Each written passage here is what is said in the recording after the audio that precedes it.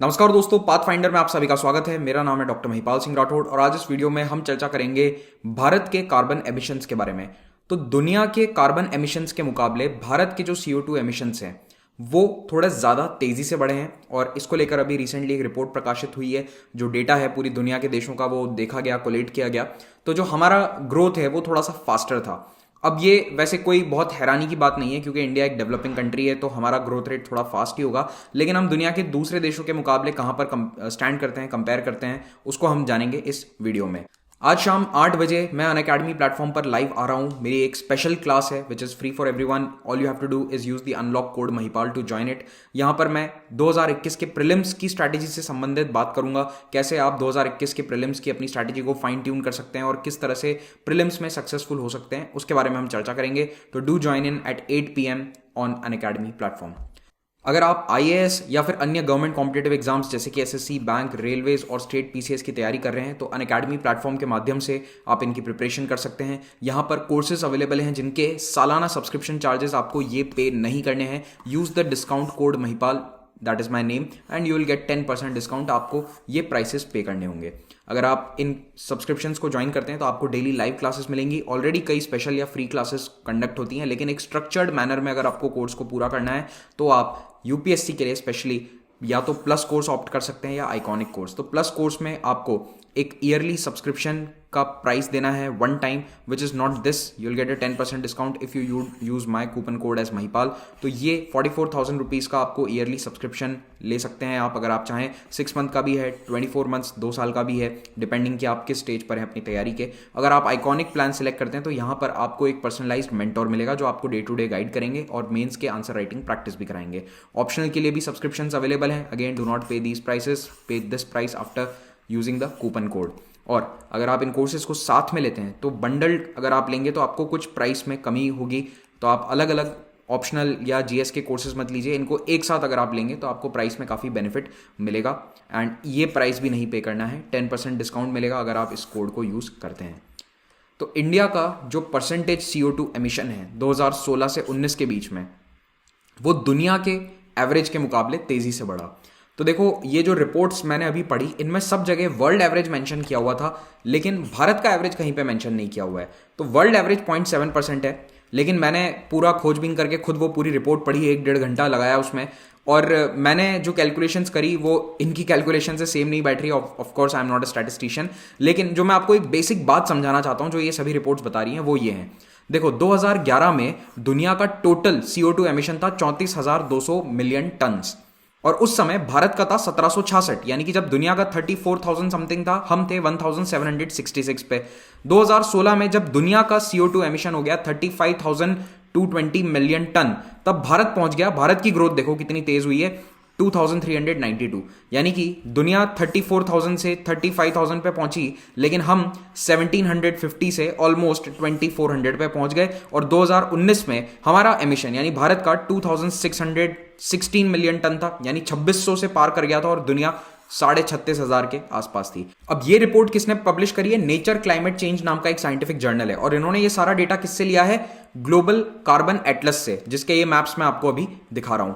ठीक है, तो ये 1 मार्च को रिपोर्ट पब्लिश हुई थी और इनका ये कहना है कि भारत में जो CO2 एमिशंस हैं वो बढ़ रहे हैं। लेकिन एक अच्छी बात है कि जो 2011 और 15 के बीच में जो 4 साल में हमारी ग्रोथ रेट थी उसको हमने थोड़ा सा स्लो डाउन कर दिया है, लेकिन फिर भी 16 to 19 के बीच में हम दुनिया से ज्यादा तेजी से अभी आगे बढ़ रहे हैं। अब दुनिया का अगर आप एवरेज देखें तो 0.7% के साथ CO2 एमिशंस राइज हुए हैं दुनिया के। चाइना का इस दौरान ग्रोथ रहा है 0.4% का। चाइना ने भी थोड़ा सा स्लो डाउन किया है अपने ग्रोथ रेट को। US ने 0.7% का डिक्लाइन दिखाया है। तो अगर एक डिक्रीज देखेंगे तो आप US या जैसा जो एक डेवलप्ड इकोनॉमी है उसमें आप डिक्रीज देखेंगे। चाइना और इंडिया में इंक्रीज है, लेकिन एक चीज अच्छी है कि इन्होंने जो ग्रोथ रेट है अपनी, जिस तेजी के साथ ये बढ़ रहे थे 2000s में खास करके, उसके मुकाबले वो ग्रोथ रेट थोड़ी कम हुई है, लेकिन अगेन इनका फुटप्रिंट काफी बड़ा है। अब अगर आप 11 से 15 के लेवल्स को देखेंगे तो दुनिया में कई देश हैं जिन्होंने अपने एमिशंस को डिक्रीज किया है। तो जो पेरिस समझौता हुआ था उसके बाद जो दुनिया के टॉप 36 हाई इनकम कंट्रीज हैं उनमें से 25 ने अपने एमिशंस को डिक्रीज कर दिया है। यूरोपियन यूनियन ने 0.9%, यूके ने 3.6%, जो काफी अच्छा आंकड़ा है।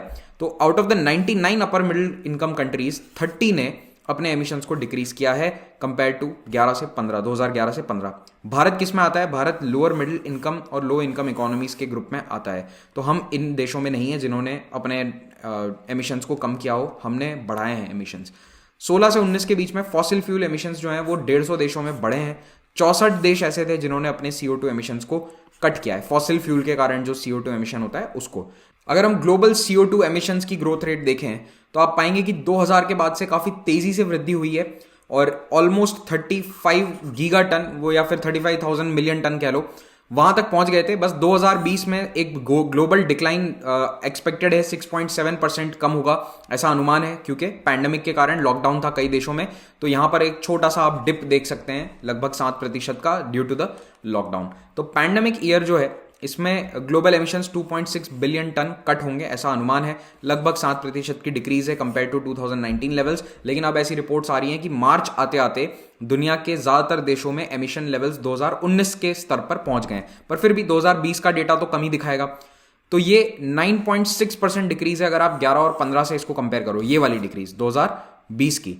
भारत ने भी 9.7% डिक्रीज किया है अपना एमिशन इन 2020।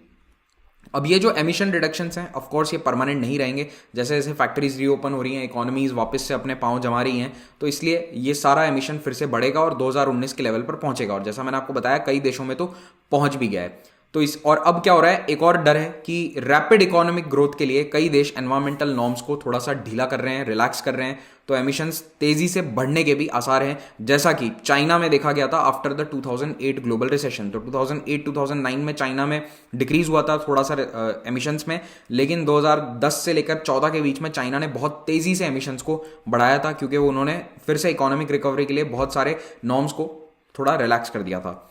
तो फॉसिल फ्यूल माइनिंग जो है ये भी एनकरेज करी जा रही है, जबकि पहले गवर्नमेंट सारी रिन्यूएबल सोर्सेज की तरफ जा रही थी, लेकिन अब कई देशों ने फॉसिल फ्यूल के लिए अपनी जो सब्सिडीज वगैरह हैं वो वापस से ला दी हैं।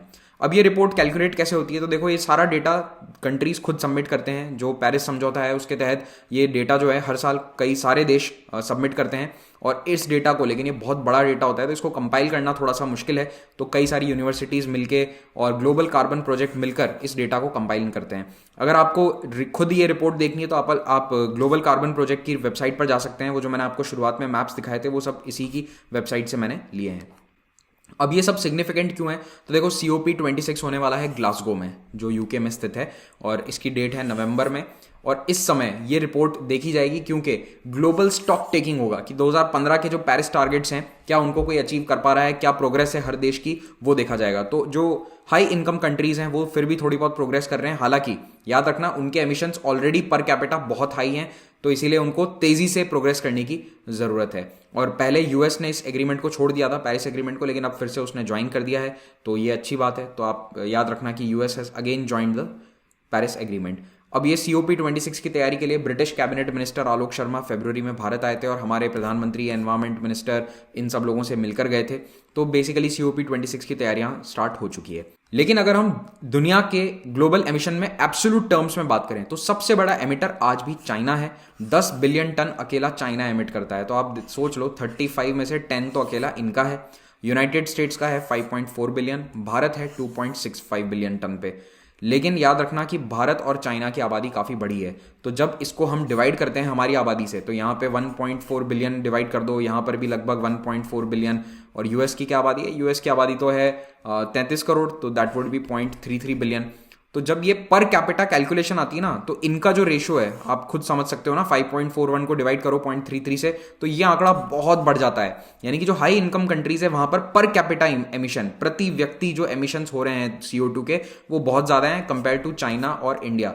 तो चाइना का भी आंकड़ा बड़ा है, लेकिन भारत का तो काफी कम आएगा, तो इसकी सिग्निफिकेंस बहुत ज्यादा है। तो अब भारत हमेशा से यही पुश करता है कि जो हमारा पर कैपिटा एमिशन है वो इतना नहीं है डेवलप कंट्रीज जितना, तो हमें थोड़ा टाइम दिया जाए, हम थोड़ा स्लोली अपने एमिशंस को कट करेंगे। और ये जो डेवलप्ड नेशंस हैं ये बहुत ज़्यादा एनर्जी को कंज्यूम करते हैं, और इसलिए इनको तेज़ी से घटाने की ज़रूरत है। एक ग्राफिक है, आप इसको देखिए कि दुनिया के जो टॉप 1% इनकम अर्नर्स हैं दुनिया के, उनका पर कैपिटा CO2 एमिशन कितना है, तो यहाँ पर आप देखो कितना ज़्यादा फर्क है। ये टॉप 1% है, फिर ये टॉप 10%, ये मिडिल क्लास या मिडिल इनकम जो लगभग 40% हैं, और बॉटम 50%। तो इनका तो बहुत ही कम है, 2.1 आ जाता है। और यहाँ पर आप आंकड़ा देखो कितना है, ऑलमोस्ट 70 के आसपास ये पहुँच जाता है। तो इतने ज़्यादा एमिशंस हैं पर कैपिटा हाई इनकम वाले लोगों के। और ये हाई इनकम वाले लोग कहाँ रह रहे हैं? मोस्टली डेवलप्ड कंट्रीज़ के अंदर ही रह रहे हैं। डेवलपिंग कंट्रीज़ की तो आबादी मोस्टली इस सेगमेंट से बनती है। तो इसीलिए पर कैपिटा जो एमिशंस हैं उनको कम करने की ज़्यादा डिमांड करता है भारत। लेकिन अब प्रॉब्लम क्या है कि ये डेवलप्ड कंट्रीज़ एमिशन ज़्यादा कर रहे हैं पर कैपिटा, लेकिन इसका नुकसान भारत जैसे देशों को हो रहा है, क्योंकि ट्रॉपिकल कंट्रीज़ में या सब ट्रॉपिकल कंट्रीज़ में ग्लोबल वार्मिंग का असर ज़्यादा देखने को मिलता है, बाढ़ के रूप में, या फिर जैसे जो ला लीना इवेंट्स है, तो सर्दियों में उसके कारण टेम्परेचर भी बढ़ रहा है। तो इस बार विंटर्स जल्दी खत्म हो गई, फरवरी में टेम्परेचर देश के कई हिस्सों में 40 डिग्री के आसपास है। तो ये दूसरे देशों के जो क्लाइमेट एमिशंस, जो कार्बन एमिशंस हैं, उनके कारण भारत में क्लाइमेट चेंज का असर ज़्यादा देखने को मिल रहा है। भारत ही नहीं बल्कि जितने भी सब ट्रॉपिकल या ट्रॉपिकल कंट्रीज़ हैं उनमें एक्सट्रीम वेदर इवेंट्स बढ़ रहे हैं। तो जहां पर एमिट ज्यादा होता है, जो ग्लोबल नॉर्थ कहलाता है, जो ठंडे प्रदेश हैं, यूरोप, नॉर्थ अमेरिका, वहां पर भी असर आता है, लेकिन वहां पर इतना असर नहीं आ रहा है जितना हमारे एरियाज में आ रहा है, क्योंकि यहां पर ग्लेशियर तेजी से पिघल रहे हैं, फ्लडिंग ज्यादा हो रही है, नदियां सूख रही है। तो इसके कारण हमारे यहां पर डेथ ज्यादा हो रही है। तो आप ये देख ही सकते हैं आर्टिकल की पिछले 50 सालों में अगर आप देखो तो फ्लड्स आधी डेथ के कॉज हैं एक्सट्रीम वेदर इवेंट्स में, और फ्लड्स के पीछे एक बहुत बड़ा रीजन क्लाइमेट चेंज ही है।